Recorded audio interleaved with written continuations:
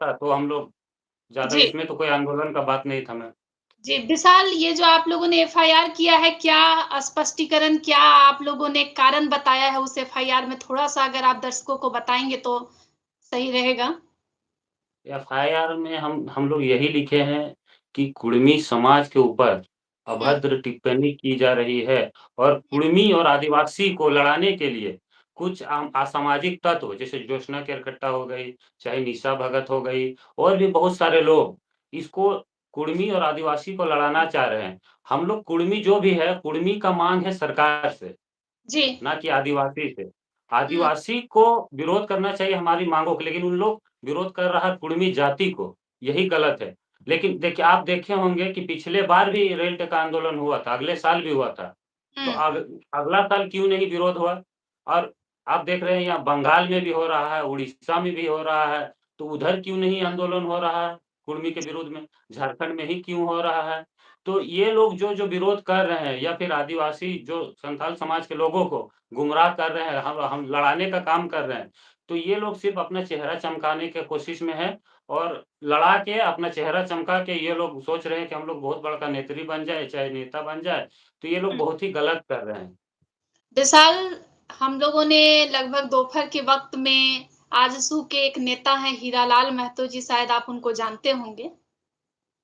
उनको भी जी। हम लोगों ने लाइव में एडअप किया था, तो उन्होंने बताया कि राज्य का माहौल जो है वो जेएलकेएम पार्टी जो है, वो खराब करने की कोशिश कर रहा है।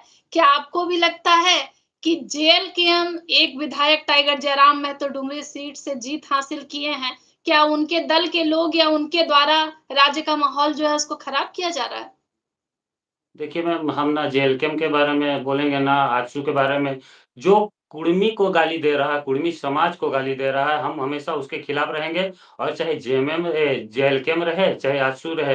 अगर उसमें कुर्मी जाति है, सुदेश महतो भी कुर्मी है, जयराम महतो भी कुर्मी है और अगर कोई कुर्मी समाज को गाली दे रही है, कोई कुर्मी के माँ-बहन को गाली दे रहा है, तो वो गाली सुदेश महतो के ऊपर भी लगेगा और जयराम महतो के ऊपर भी लगेगा। तमाम वैसे विधायक रहे, सांसद रहे, चाहे एक आम आदमी रहे, वो अगर कुर्मी है और अगर गाली दे रहा है तो वो सब पे वो जाता है वो गाली। जी, विशाल जी एक चीज़ बताइएगा क्योंकि आप पॉलिटिक्स में हैं, लंबे समय से पॉलिटिक्स में हैं और आपकी उम्र भी बहुत अधिक नहीं हुई है और आप पॉलिटिक्स को समझते हैं। मुझे एक चीज़ स्पष्ट तौर पर बताइएगा जिस तरीके से राज्य में महिला का चरित्र हनन हो रहा है, चाहे इस विवाद में, इस कंट्रोवर्सी में हीरालाल महतो जी का नाम आ रहा है या ज्योत्सना किरकिट्टा जी की जो तस्वीरें जो वायरल हो रही है, एआई के तरीके से हो, एआई के ज़रिए हो या फिर प्रोफाइल से निकाल करके हो, कितना आपको सही लग रहा है? देखिए, ये सब तो हमको मालूम नहीं है मैम जी, कि उन लोग का तस्वीर क्या है, क्या नहीं, पर्सनल कुछ भी होगा, उसको बीच में लाके कोई फ़ायदा नहीं है। हम लोग को आंदोलन करना है, अपना हक अधिकार लेना है और जो कुर्मी समाज के ऊपर बोलेगा, उसके खिलाफ हम लोग को लड़ना है मैम। जी।